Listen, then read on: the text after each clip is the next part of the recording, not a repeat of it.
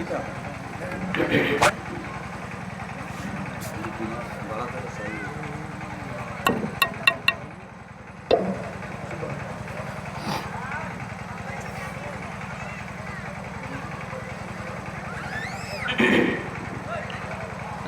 عليكم ورحمة الله وبركاته. الحمد لله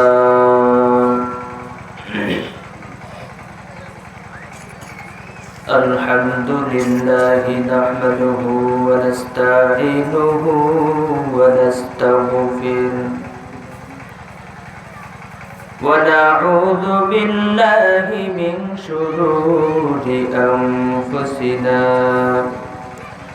ومن سيئات أعمالنا.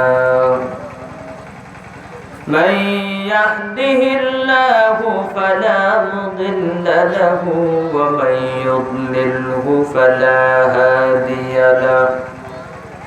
ونشهد أن لا إله إلا الله وحده لا شريك له. ونشهد أن سيدنا ومولانا محمدا عبده ورسوله صلى الله تعالى عليه وعلى آله وأصحابه وبارك وسلم تسليما كثيرا.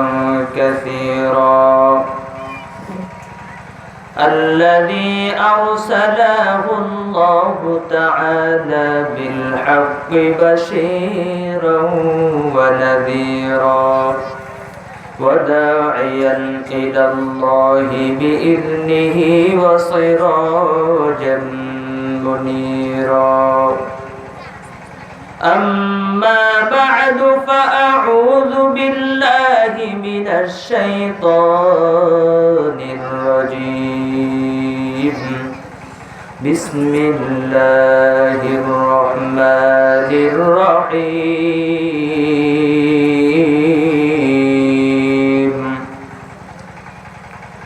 والعصر إن الإنسان لفي خسر إلا الذين آمنوا وعملوا الصالحات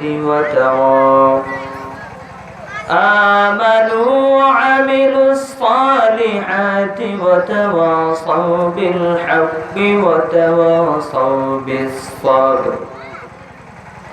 صدق الله المولانا العظيم وصدق رسوله النبي الكريم. ونحن على ذلك من الشاهدين والشاكرين والذاكرين والحمد لله رب العالمين. وقال تعالى: إن الله وملائكته يصلون على النبي يا أيها الذين آمنوا صلوا عليه وسلموا تسليما. اللهم صل على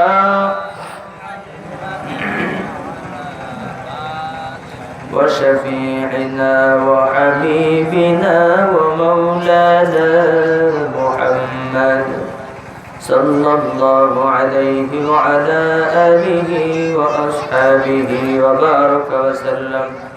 জবান দান করেছেন কে? জোরে বলুন। আরো জোরে। কে দান করেছেন? আমাকে পাঠিয়েছেন কে দুনিয়াতে? আমাকে কথা বলার শক্তি দিয়েছেন কে? একমাত্র আল্লাহ তাআলা। আর আল্লাহ পাকের এই জবান দ্বারা আল্লাহ পাক রব্বুল আলামিন নিজেই বলেছেন, আমার রাসূলের প্রতি তোমরা বেশি বেশি দুরূদ শরীফ পড়ো। জোরে বলেন সুবহানাল্লাহ। নির্দেশ করেছেন কে? জোরে বলেন কে? আল্লাহর হাবিব বলেছেন, কোন ব্যক্তি যদি আমি রাসূলের প্রতি একবার দুরূদ শরীফ পাঠ করে, আল্লাহ পাক তার প্রতি 10টি রহমত নাযিল করেন। এই আওয়াজ আর জোরে বলেন সুবহানাল্লাহ। আল্লাহ কি বলেছেন? আল্লাহ পাক কি ইবাদত করেন? কারো করেন না। কি করেন? কারণ আমরা সকলেই আল্লাহর ইবাদত করি। আল্লাহ ইবাদত করবে কার? আল্লাহ এক অদ্বিতীয়। জোরে বলেন ঠিক কি না? লা শারীকা লা, তার কোনো শরীক আছে নাকি? আল্লাহ পাকের কোনো শরীক আছে? সারা জাহানের আসমান জমিন যা কিছু আছে সৃষ্টি জগতের সব কিছুর মালিক কে? কে? আর জোরে কে? সে আল্লাহকে একটি ডাক দে, আল্লাহ। আর জোরে আল্লাহ। সে আল্লাহ কি বললেন? আল্লাহ পাক কারো ইবাদত করে না, আমরা সকলেই আল্লাহর ইবাদত করি। যেটা বলেন ঠিক কি না? গাছপালা তরুলতা যাহা কিছু আছে, যত মখলুকাত দুনিয়ার মধ্যে আল্লাহর সৃষ্টি আছে, সবাই কার ইবাদত করে? আল্লাহ কারো ইবাদত করে। একটা কাজ আমার মালিক করে, সেটা হচ্ছে কি? আল্লাহ পাক বলেন, ইন্নাল্লাহা, নিশ্চয়ই আমি আল্লাহ, ওয়া মালাইকাতুহু, এবং আমার সকল ফেরেশতারা, ইন্নাল্লাহা ওয়া মালাইকাতুহু ইউসাল্লুনা আলান নবী, আমি এবং আমার ফেরেশতারা হাবেশা রাসূলের উপরে দরুদ শরীফ পড়ি। যারা বলেন সুবহানাল্লাহ।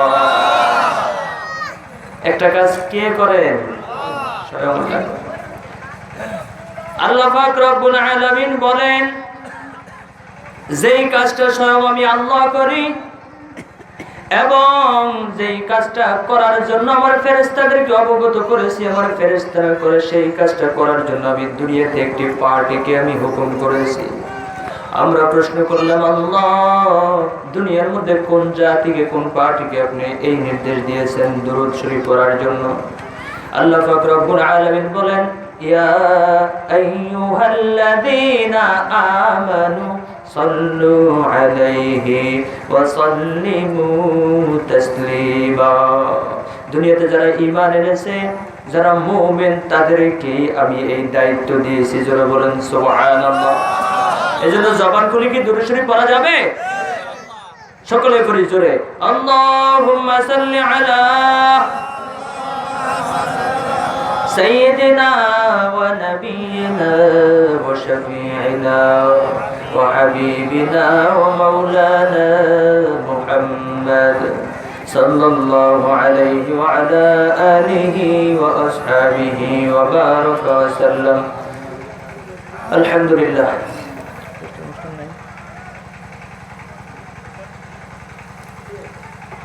পূর্ব চর মোতাহার বাইতুল্লাহ জামে মসজিদের উদ্যোগে 2 দিন ব্যাপী তাফসীরুল কোরআন মাহফিলের আজ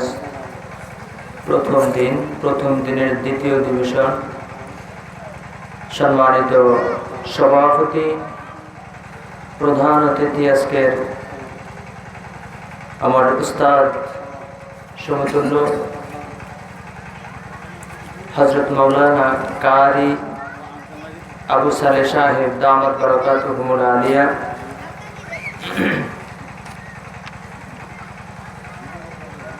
আবু জাফর সালেহ দাওয়াত বরকতুল আলিয়া মাগরিব থেকে এই পর্যন্ত আলোচনা করেছেন মসজিদের সম্মানিত ইমাম সাহেব জনাব হযরত মাওলানা সেলিম হোসেন সাহেব দাওয়াত বরকতুল আলিয়া। হযরত উলামায়ে কেরাম সামনে উপস্থিত আছেন, দূর দূরান্ত থেকে আগত আল্লাহ পাকের আশিকিন, জাকিরিন, শাকিরিন, মুহিব্বিন, মুরব্বিয়ান আযম, পর্দার অন্তরালের আমার শ্রদ্ধেয়া সম্মানিতা মা এবং বোনেরা, আল্লাহ রাব্বুল আলামিনের দরবারে অসংখ্য অগণিত শুকরিয়া আদায় করছি যে মহান রব্বুল আলামিন আপনাকে আমাকে এই ফিতনা ফাসাদের জমানায় বিভিন্ন কাজকর্ম থেকে বিরত রেখে, ফিতনা ফাসাদ থেকে বিরত রেখে আল্লাহ পাক জান্নাতের বাগানে আসার তৌফিক দিয়েছেন। জোরে বলি আলহামদুলিল্লাহ। শুকরিয়া আদায় করলে নিয়ামতের বরকত দেন কে? জোরে বলেন কে? আল্লাহ পাক বলেছেন লা ইন শাকারতুম লা আযীদান্নাকুম ওয়া লা ইন কাফারতুম ইন্না আযাবী লাশাদীদ। ও আমার বান্দা বান্দি, ভালো করে শুনে নাও, যখন তোমরা আমি আল্লাহ রাব্বুল আলামিনের পক্ষ থেকে নিয়ামত পাও, আমি আল্লাহ রাব্বুল আলামিনের পক্ষ থেকে যখন তোমরা নিয়ামত পাও, তখন নিয়ামতের শুকরিয়া আদায় করিও। আর যদি শুকরিয়া আদায় করতে পারো, আমি আল্লাহ তোমাদের উপরে নিয়ামত বাড়ায় দিব। বলুন সুবহানাল্লাহ। আর আমার পক্ষ থেকে নিয়ামত পাওয়ার পরে যদি শুকরিয়া আদায় না করো, তোমাদের উপরে নিয়ামত বাড়ায় দেওয়া হবে না। আল্লাহ বলেন ইন্না আযাবী লাশাদীদ, শক্ত আযাব তোমাদের উপরে চাপিয়ে দেওয়া হবে। জোরে বলি নাউযুবিল্লাহ। এজন্য আল্লাহ পাকের আযাব আমরা সহ্য করতে পারবো না, কখনো সহ্য করতে পারবো না। আল্লাহ পাকের দেয়া আযাব সহ্য করার মতো ক্ষমতা দুনিয়ার কোনো মানুষের নাই, কোনো মানুষের পক্ষে সম্ভব নয় আল্লাহ পাকের আযাব সহ্য করা। এজন্য কাজী আমরা সর্ব সময় সর্বক্ষেত্রে শুকরিয়া আদায় করবো কার? আল্লাহ। অনেকে জিজ্ঞেস করে, ভাই কেমন আছেন? বলে কোনো রকম মোটামুটি, কিন্তু বলা উচিত ছিল কি আলহামদুলিল্লাহ। সমস্ত প্রশংসা কার? একমাত্র আল্লাহ তাআলা। বলে কেমন আছে? এজন্য সর্বক্ষেত্রে সর্বসময় শুকরিয়া আদায় করবো কার? জোরে বলেন কার? আল্লাহ তাআলা আমাদেরকে এখানে নিয়ে আসছেন, আমরা খুশি না বেজার? জোরে বলেন না। খুশি হয়ে থাকলে খুশির সাথে আরেকবার বলি আলহামদুলিল্লাহ। যাই হোক, আমি একটি সূরা তেলাওয়াত করেছি কালামুল্লাহ শরীফ থেকে। কালামুল্লাহ শরীফের মধ্যে মোট 114টি সূরা রয়েছে। কয়টি সূরা? জোরে বলেন কতটি সূরা? 114টি সূরা রয়েছে। প্রায় 6500-এর মতো আয়াত রয়েছে। এটা একটু মতানৈক্য আছে উলামায়ে কেরামের মধ্যে। তো 114টি সূরার মধ্যে আমি ছোট্ট একটি সূরা তেলাওয়াত করেছি, সূরাতুল আসর। সূরাতুল আসর, এই সূরাটি আল্লাহ পাক রব্বুল আলামিন অবতীর্ণ করেছেন। কেন অবতীর্ণ করেছেন? কাফের মুশরিক বেঈমানেরা আল্লাহর হাবিব সাল্লাল্লাহু আলাইহি ওয়াসাল্লামকে একটি অপবাদ দিয়েছিল। কি দিয়েছিল? অপবাদ দিয়েছিল। কি অপবাদ দিয়েছিল? আল্লাহ পাক রব্বুল আলামিন বাবা আদম থেকে শুরু করে ঈসা আলাইহিস সালাতু ওয়াস সালাম পর্যন্ত যত নবী রাসূল দুনিয়াতে পাঠিয়েছেন, শুধু একটাই কাজ, মানুষকে হেদায়েতের আল্লাহর দিকে ধাবিত করা, দাওয়াত দেওয়া। জোরে বলেন ঠিক কি না? সবাই একটি কথা বলেছেন, লা ইলাহা ইল্লাল্লাহ। জোরে বলেন ঠিক কি না? যত নবী দুনিয়াতে আসছে শুধু দাওয়াত দিয়েছেন এক আল্লাহর। কার দাওয়াত দিয়েছেন? এক আল্লাহ। কিন্তু রাসূল সাল্লাল্লাহু আলাইহি ওয়াসাল্লাম দুনিয়াতে আসলেন, 63 বছর হায়াত পেয়েছে। কত বছর? কথা বলতে হবে, কত বছর? 63 বছর হায়াতের মধ্যে আল্লাহ পাক রব্বুল আলামিন 40 বছর পরে রাসূলকে নবুয়ত দিলেন। কত বছর পর? 40টি বছর চলে গেল, সামনে আছে 23 বছর। 40 বছরের পর আল্লাহর নবীকে আল্লাহ পাক রব্বুল আলামিন নবুয়তের দায়িত্ব দিলেন। তো রাসূল দুনিয়াতে আসছেই দাওয়াতের জন্য, আসছেই মানুষকে আল্লাহর দিকে ডাকার জন্য। তাহলে তিনি আসার পরে কেন দাওয়াত দিলেন না? তিনি কেন মানুষকে হেদায়েতের পথে ডাকলেন না? বলে আল্লাহ পাকের হুকুম আসেনি। আল্লাহ পাকের হুকুম আসেনি কেন? কারণ তাকে তো পাঠাইছে দুনিয়াতে মানুষের হেদায়েতের জন্য। যেরকম ঠিক কিনা? যুক্তিসঙ্গত না? আল্লাহ পাক হুকুম দিলেন না কেন? তাকে তো পাঠাইছেই আল্লাহ মানুষের হেদায়েতের জন্য। বলে কারণ আছে। কারণটা কি? আমার আল্লাহ রাব্বুল আলামিন জানতেন, কি জানতেন?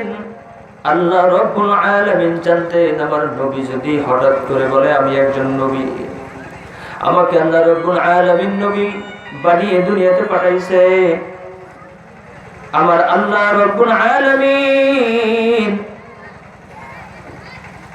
এই বিষয়টা জানতেন যে আমার নবী যখন দুনিয়াতে এসেই যখন হেদায়েতের দিকে দাওয়াত দিবে, সাথে সাথে তখন দুনিয়ার যে কাফের মুশরিকরা, মক্কার আরবের মুশরিকরা আল্লাহ রাসূলকে মানবে না। বলে কিভাবে নবী হইল? এ তো আমাদের সাথে ওঠা বসা। কথাগুলো বুঝবেন কিন্তু খুব ধ্যান এবং খেয়াল দিয়ে শুনতে হবে। যতটুকু আলোচনা হবে কি করা যাবে ইনশাআল্লাহ। আর আলোচনার শেষ পর্যন্ত থাকবো। রাজি আছি সকলে? কি নিয়ত করা যায়? কারা কারা আলোচনার শেষ পর্যন্ত থাকবো? একটু হাতটা আল্লাহকে দেখাই। নারে তাকবীর, আর জোরে নারে তাকবীর। আমার অনেক ভাইয়েরা আসছে মাহফিলে, কিন্তু এই যে হাঁটাহাঁটি করতেছে দোকানের সামনে, এরা কি সওয়াব পাবে? এটা একটা জান্নাতের বাগান। একটু সময়ের জন্য আমি এদিকে আসলাম, একটু সময়ের জন্য।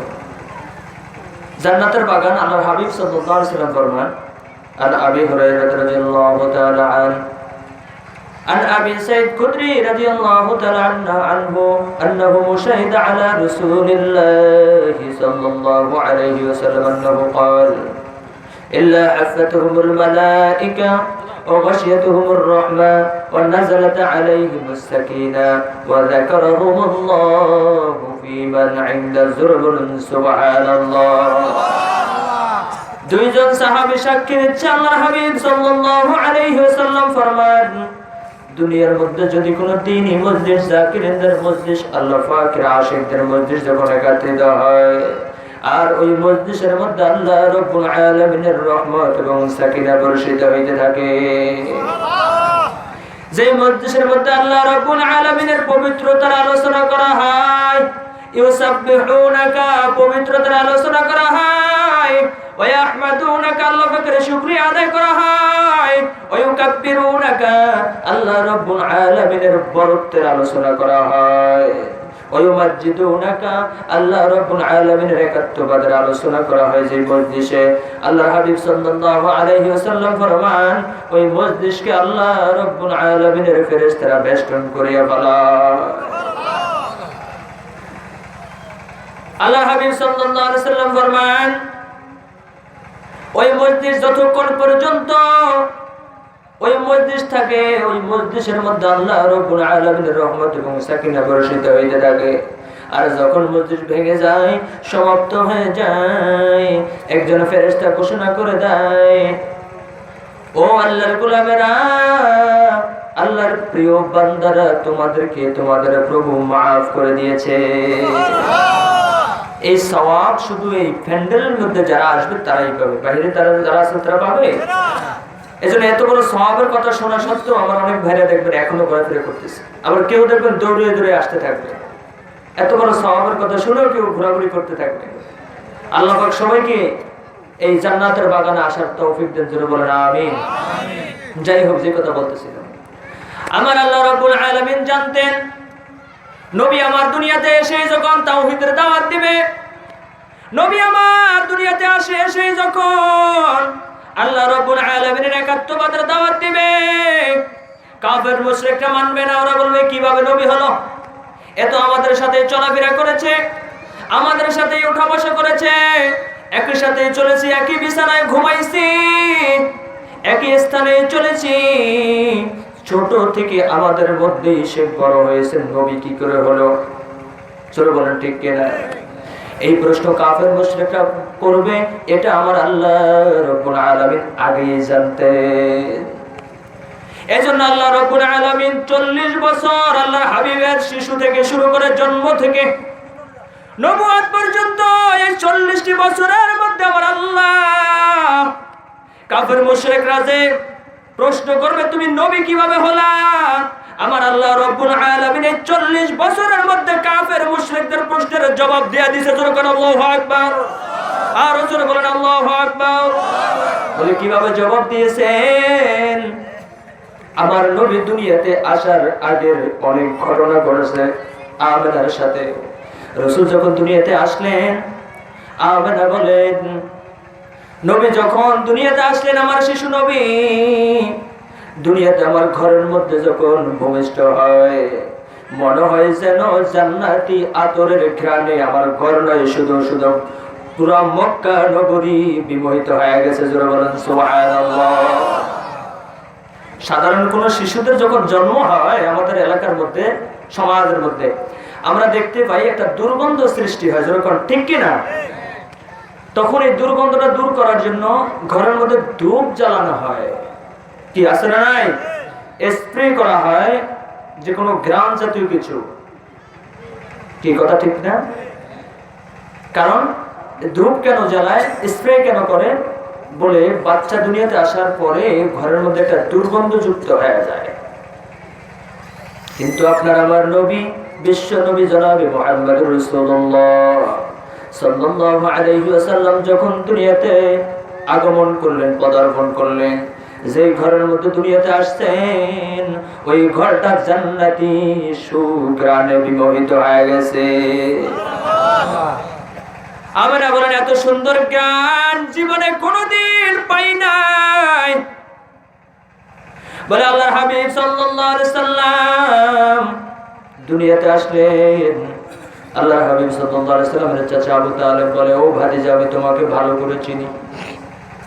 বলে চাচা কিভাবে চিনেন? বলে আমি তোমার মর্যাদা সম্পর্কে ভালো করে জানি। বলে চাচা কি করে জানলেন? বলে কিছু আমি নিজে দেখেছি, কিছু তোমার মায়ের কাছ থেকে শুনেছি।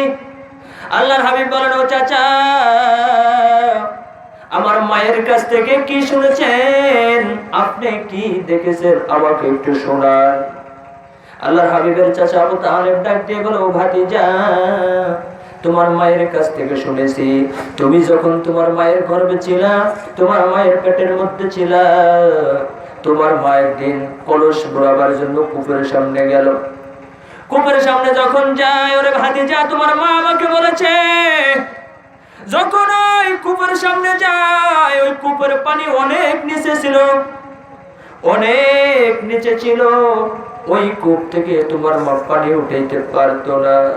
হঠাৎ করে একটা আওয়াজ আসলো, কে যেন বলতেছে, ও জিবরাইল আমার বন্ধুর মহাবন্ধুকে কোলে নিয়ে কূপ থেকে পানি উঠাইতে কষ্ট হবে রে, এত নিচ থেকে আমার বন্ধুকে পেটের মধ্যে নিয়ে পানি উঠাইতে কষ্ট হবে, এই কষ্ট আমি সহ্য করতে পারবো না। আমার বন্ধুর খাতিরে তুমি পানি, নিচের পানিকে কূপের সমান করে দাও। আরো জোরে বলেন সুবহানাল্লাহ।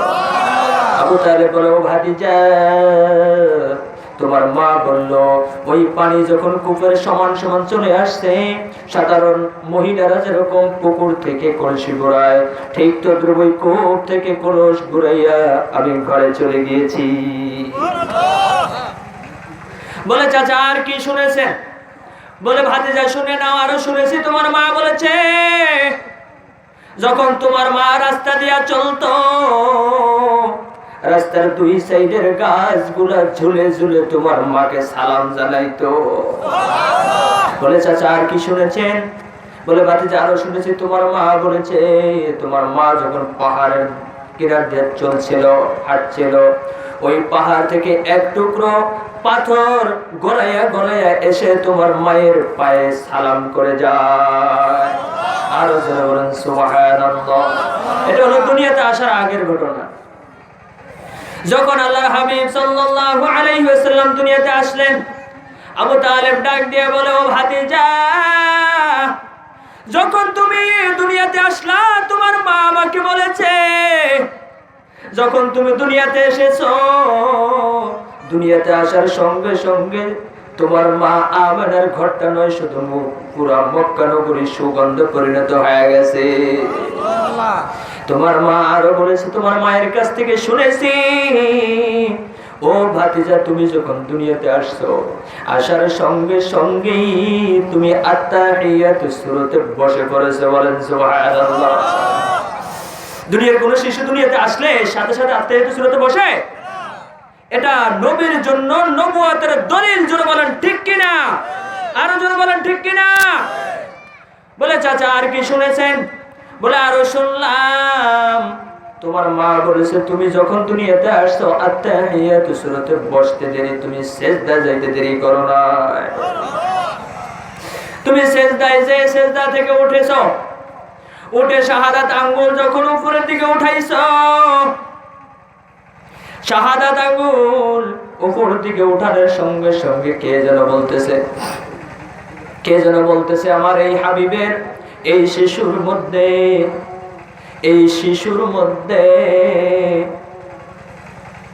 সমস্ত নবী রাসূল, যত নবী আমি দুনিয়াতে পাঠাইছি বাবা আদম থেকে শুরু করে ঈসা আলাইহিস সালাম পর্যন্ত, যত নবীকে যত গুণ আমি আল্লাহ দিয়েছিলাম সমস্ত গুণ এই শিশুর মধ্যে ঢুকাইয়া দেওয়া হোক। জোরে বলুন সুবহানাল্লাহ। শুধু তাই নয়, তোমার মা বলেছে একটা আওয়াজ পেয়েছে, তোমার মা কে যেন বলতেছে তামাম দুনিয়ার মধ্যে যত মাখলুকাত রয়েছে, যত মাখলুকাত সৃষ্টি জগতের মধ্যে রয়েছে, সমস্ত মাখলুকাতের ভালো গুণগুলা এই বাচ্চার মধ্যে ঢুকিয়ে দাও। শুধু তাই না, তোমার মা বলল হঠাৎ করে ঘরের উপরের চালটা ছুটে গেল, ফাঁক হয়ে গেল। ফাঁক হওয়ার সঙ্গে সঙ্গে ঘরের মধ্যে নিশির ঢুকতে শুরু করলো। সুবহে সাদিকের সময় নিশির ঢুকে ঘরটা অন্ধকার হয়ে যায়। আওয়াজ আসলো এই শিশুকে কিছু সময়ের জন্য তার মা থেকে আলাদা করে দাও। উত্তর থেকে দক্ষিণ, পূর্ব থেকে পশ্চিম, সারা জাহানে সমস্ত মাখলুকাতের সাথে তাকে পরিচয় করায় দাও। জোরে বলেন আল্লাহু আকবার। জোরে বলেন আল্লাহু আকবার। সারা পৃথিবীর সমস্ত মাখলুকাতের সাথে তাকে পরিচয় করায় দাও। তোমার মায়ের কাছ থেকে শুনেছি রে ভাতিজা। এরপরে আমি দেখেছি পাখিটা। বলে আপনি কি দেখেছেন? বলে তুমি যখন সুবহে সাদিকের সময় দুনিয়াতে পদার্পণ করেছো, প্রচন্ড রৌদ্রের তাপের মধ্যে আমরা ভয়তে তোমাকে সারাদিন বাহির করি নাই, ঘরের মধ্যে রাখছি। যখন সূর্য ডুবে যায় তোমাকে বাহিরে নিয়ে আসলাম একটু হাওয়া বাতাস খাওয়ার জন্য। তোমাকে যখন শোয়া দেওয়া হলো তুমি পাগুলো নাড়তেছো, আকাশে চাঁদ উঠে যায়, তুমি চাঁদের দিকে তাকিয়ে হাত পাও নাড়তেছো। তোমার হাত পাও নাড়ার সাথে সাথে আমি দেখতে পেলাম চাঁদ নাচতেছে। শুধু তাই নয় ও ভাতিজা, আমি নিজের চোখে দেখেছি তুমি চাঁদের দিকে তাকিয়ে হাসছো আর হাত পাও নাড়তেছো। আস্তে আস্তে চাঁদ কেমন জানি নিচের দিকে আসতেছে। আস্তে আস্তে যখন কাছাকাছি চলে আসছে আমি ভয় পেয়ে গেলাম, চিৎকার মেরে উঠলাম। না জানি চাঁদ ছুটে তোমার শরীরের উপরে পড়ে যায়। আমি এই ভয় পেয়ে গেলাম। এরপরে দেখলাম না চাঁদ তো পড়ে না, চাঁদ তোমার হাত পাও যে নাড়তেছো, এই নাড়ার সাথে চাঁদ তোমার সাথে খেলা করতেছে। জোরে বলেন সুবহানাল্লাহ। এরপরে আমার নবী যখন আস্তে আস্তে বড় হলেন, মা হালিমার ঘরে যখন বড় হলেন, এই 40টি বছর পুরাই নবীজির নবুয়তের দলিল। জোরে বলেন ঠিক কিনা? যখন হালিমার ঘরে আস্তে আস্তে আমার আপনার নবী, বিশ্ব নবী মুহাম্মদুর রাসূলুল্লাহ সাল্লাল্লাহু আলাইহি ওয়াসাল্লাম যখন বড় হলেন, 5 বছর বয়স। কত বছর বয়স? 5 বছর বয়সে হালিমার ছেলের সাথে আল্লাহর নবী দুইজন একসাথে পাহাড়ে খেলা করতে গিয়েছে। যখন খেলা করতে যায় হঠাৎ করে দুইজন সাদা পোশাক পরিহিত দুইজন অপরিচিত লোক, একজন ছিলেন হযরতে জিবরাইল আলাইহিস সালাতু ওয়াস সালাম আর একজন ছিলেন হযরতে মিকাইল আলাইহিস সালাতু ওয়াস সালাম। এই দুইজন ফেরেশতা সাদা পোশাক পরিহিত, ওরা এসে রাসূল সাল্লাল্লাহু আলাইহি ওয়াসাল্লামকে পাহাড়ের উপরে উঠাইলেন। পাহাড়ের উপরে উঠাইয়া নবীকে চিৎ করে শোয়াইয়া নবীর এই বুকটা ফেরে ফেললো। পুরা বুকটা রসুলের ফেলে রসুলের পেটের মধ্য থেকে হিংসা, বিদ্বেষ, দুনিয়ার মহাব্বত যাহা কিছু ছিল সব কিছু বের করে দিয়ে গুপ্ত এবং প্রকাশ্য জ্ঞানের দ্বারা পরিপূর্ণ করে দিয়েছে। যারা বলেন সুবহানাল্লাহ। হালিমার সন্তান যখন দেখছে স্বচক্ষে যখন হালিমার সন্তান দেখেছে রাসূলকে ফাড়তেছে আর রাসূলের পেটের মধ্যে থেকে নারী বুড়িগুলা বের করতেছে, সে তো চিনে না এরা কারা। সে দৌড়াইয়া মা হালিমার কাছে যেয়ে বলে, মা, অপরিচিত দুইজন সাদা পোশাক পরিহিত দুইজন ব্যক্তি এসে আমার কুরাইশি ভাইকে পেট ফেরে ফেলেছে। ও মা, তাড়াতাড়ি যাও, দেখো সে বেঁচে আছে না মরে গেছে। মা হালিমা পাগলের মতো ছুটে চলে যায়, যে দেখে আমার আপনার নবী, বিশ্ব নবী মুহাম্মদুর রাসূলুল্লাহ সাল্লাল্লাহু আলাইহি ওয়াসাল্লাম পাহাড়ের উপরে বসে আছে, চেহারা হলুদ বর্ণ হয়ে গেছে, রাসূল কাঁপতেছে। হালিমা জড়াইয়া ধরে বলে, বাবা, তুমি কেন কাঁপতেছো? আল্লাহর হাবিব বলেন, ও মা, দুইজন অপরিচিত ব্যক্তি এসে আমার পেট ফেরে কি যেন বের করে নিল, আবার সেলাই করে দিল, আমি বালা হয়ে গেছি। জোরে বলেন সুবহানাল্লাহ। হালিমা চিন্তা করলেন, মুহাম্মদ সাল্লাল্লাহু আলাইহি সাল্লামের উপরে আবার জিনের আসর হইল নাকি। এক গণকের কাছে নিয়ে যায়, গণক রাসূলকে হাতের মধ্যে তুলে বলে, ও মক্কার কাফের মুশরিক বেঈমানেরা, আরবের কাফেরেরা, এই সন্তানকে এখনই হত্যা করে ফেলো, তা না হলে তোমাদের এই ধর্মকে সে নির্ধর্ম করে দিবে। জোরে বলেন সুবহানাল্লাহ। আল্লাহ রাসূল এই ধর্মকে, ওদের বংশকে নির্বংশ করে দিবে। জোরে বলেন সুবহানাল্লাহ। কিন্তু ওই বদমাইশ গণক, কাফের গণক কি বললো? যে এই শিশুকে জলদি করে হত্যা করো। জোরে বলেন নাউযুবিল্লাহ। যখন ওই গণক যখন বলল এই শিশুকে হত্যা করে ফেলো, তা না হলে তোমাদের ধর্মকে সে নির্মূল করে দিবে, হালিমা ওই গণকের কাছ থেকে রাসূলকে ছিনিয়ে নিয়ে বলে, তোর মাথা কি খারাপ হয়ে গেছে নাকি? ওরে গণক, তুই ধ্বংস হয়ে যা, তুই ধ্বংস হয়ে যা। তার থেকে রাসূলকে ছিনিয়ে নিয়ে যায়, রাসূলকে নিয়ে মা আমেনার গৃহে নিয়ে তার কাছে পৌঁছায় দেয়। যে যখন মা আমেনার কাছে সব ঘটনা বলতে লাগলো, মা আমেনা রাসূল সাল্লাল্লাহু আলাইহি সাল্লামকে পেটে ধারণ করা থেকে শুরু করে দুনিয়াতে আসা পর্যন্ত যে অলৌকিক ঘটনা ঘটেছে সব বলতে শুরু করেছে। যারা বলুন সুবহানাল্লাহ। রাসূল সাল্লাল্লাহু আলাইহি সাল্লামের শিশু থেকে 5 বছর পর্যন্ত যা ঘটেছে, রাসূলকে যখন হালিমা নিয়ে যায়, হালিমার উটনি ছিল, যে উটের উট করে নিয়ে যাচ্ছিল, উট ছিল বেড়াইমা, শুকনো উট ছিল। রাসূলকে যখন উটের পিঠে নিয়ে উঠলো, উট সবল হয়ে গেছে। যারা বলেন সুবহানাল্লাহ। বাড়িতে যখন যায়, বাড়িতে কিছু বকরি ছিল, তারা দুধ দিত না, অল্প অল্প দুধ দিত, ঠিক মতো ঘাস পাইতো না। রাসূল যাওয়ার পর থেকে তারা আগের থেকে 4 গুণ দুধ বেশি দেওয়া শুরু করেছে। এগুলা কি নবীর জন্য নবুয়তের কি বলেন দলিল? নবুয়তের কি বলেন? আমরা আমাদের এলাকায় এরকম কোন শিশু আজ পর্যন্ত দেখছেন যে শিশুকে নিয়ে উটের পিঠে ওঠার সঙ্গে সঙ্গে উট সফল হয়ে গেছে? বাড়িতে বকরি দুধ দিত না, এখন দুধ বেশি দেয়। তাহলে এটা নবীর জন্য কিসের দলিল? নবুয়তের দলিল। জোরে বলেন না, কথা বোঝেন না আমার? বলেন, এটা নবীর জন্য কিসের দলিল? শুধু তাই না, হালিমা বলে, আমার একটা কূপ ছিল, সেই কূপটা বহু পূর্বে শুকিয়ে গেছিল। যখন রাসূলকে নিয়ে, শিশু মুহাম্মদ সাল্লাল্লাহু আলাইহি সাল্লামকে নিয়ে যখন বাসায় গেলাম, যে দেখি আমার সেই কূপ পানিতে ভরপুর হয়ে গেছে। এরপরে যখন আমেনার কাছে পৌঁছে দিল আমার আপনার নবী, বিশ্ব নবী মুহাম্মদুর রাসূলুল্লাহ সাল্লাল্লাহু আলাইহি সাল্লামকে, রাসূল আস্তে আস্তে বড় হতে লাগলেন। রাসূলের চরিত্র, রাসূলের চাল চলন, কথা, আচরণ, ব্যবহার সব দেখে কাফের মুশরিকরা মুক্ত হয়ে গেছে। জোরে বলুন সুবহানাল্লাহ। আমার রাসূলকে আল আমিন উপাধি কে দিয়েছে? মুসলমানরা না কাফেররা? কথা বল না কেন? আমার রাসূলকে আল আমিন উপাধিটা কে দিয়েছিল? কাফের মুশরিকরা দিয়েছিল। জোরে বলেন, কে দিয়েছিল? কাফের মুশরিকরা আমার নবীকে আল আমিন উপাধি দিয়েছিল, সত্যবাদী উপাধি দিয়েছিল। আমার নবীকে সত্যবাদী উপাধি দিয়েছে। আমার আপনার নবী বিশ্ব নবী মুহাম্মদুর রাসূলুল্লাহ সাল্লাল্লাহু আলাইহি সাল্লামকে জগৎ শ্রেষ্ঠ আমানতদার বলে আখ্যায়িত দিয়েছিল কাফের মুশরিক বেঈমানেরা। এইটা কিন্তু মুসলমানরা দেয় নাই, এই উপাধি কিন্তু মুসলমানরা দেয় নাই, দিয়েছে কাফের মুশরিক বেঈমানেরা। তারা বলছে মুহাম্মদের মতো এত ভালো মানুষ আর পৃথিবীতে থাকতে পারে না। জোরে বলেন সুবহানাল্লাহ।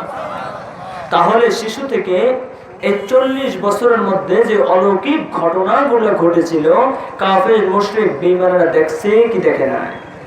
জোরে কর না কা, দেখছে কি দেখে নাই? কিন্তু ভাই 40 বছর বয়সের সময় যখন আপনার আমার নবী মুহাম্মদুর রাসূলুল্লাহ সাল্লাল্লাহু আলাইহি ওয়াসাল্লাম যখন ওহী প্রাপ্ত হলেন, হেরা পর্বতের মধ্যে জিবরাইল আলাইহিস সালাতু ওয়াস সালাম এসে যখন বললেন ইকরা, হে নবী আপনি পড়েন। নবী আমার ডাক দিয়ে বলে আমি পড়তে জানি না। বলে পড়েন আপনি ইকরা, বলে আমি পড়তে জানি না। আবার বললেন ইকরা, আল্লাহর নবী বলেন আমি পড়তে জানি না। এরপরে জিবরাইল আলাইহিস সালাতু ওয়াস সালাম বুকের মধ্যে নিয়ে একটি চাপ দিলেন, এরপরে বললেন ইকরা বিসমি রাব্বিকাল্লাযী খালাক। যখন জিবরাইল আলাইহিস সালাম বলছেন ইকরা বিসমি রাব্বিকাল্লাযী খালাক, আল্লাহর হাবিব পড়া শুরু করে দিয়েছে ইকরা বিসমি রাব্বিকাল্লাযী খালাক খালাকাল ইনসানা মিন আলাক ইকরা ওয়া রাব্বুকাল আকরাম আল্লাযী আল্লামা বিল কলম আল্লামাল ইনসানা মা লাম ইয়ালাম। জোরে বলুন আল্লাহু আকবার।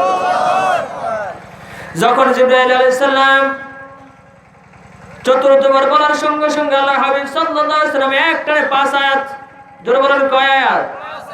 মুফাসসিরিনে কিরাম বলেন প্রথম বললেন পারি না, এরপরে 5 আয়াত একসাথে পড়লেন কিভাবে?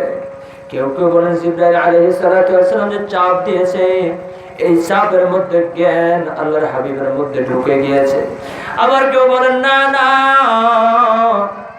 জিবরাইল আলাইহিস সালাতু ওয়াস সালাম সর্বপ্রথম এসে বলছিলেন ইকরা পড়েন।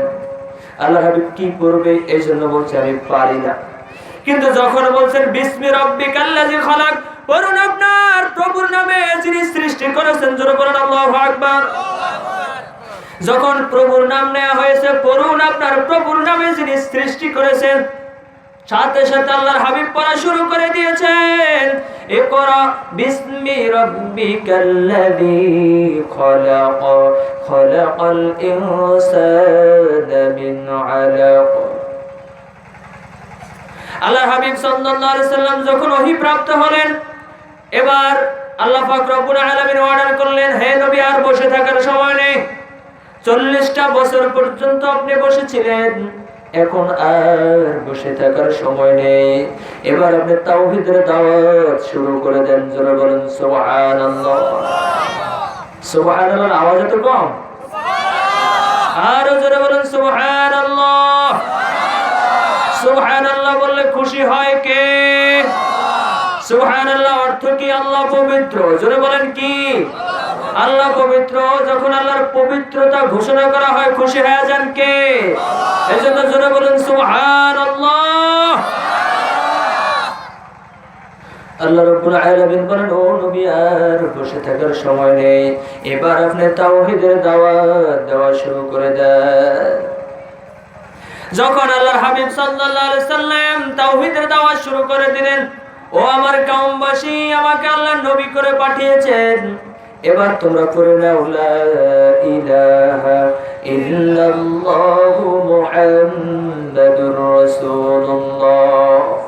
যে কাফের মুশরিক বেঈমানেরা আল্লাহর হাবিব সাল্লাল্লাহু আলাইহি সাল্লামকে আল আমিন বলে উপাধি দিয়েছিল, যে কাফের মুশরিক বেঈমানেরা নবীকে বলেছিল জগৎ শ্রেষ্ঠ আমানতদার, জোরে বলেন সুবহানাল্লাহ।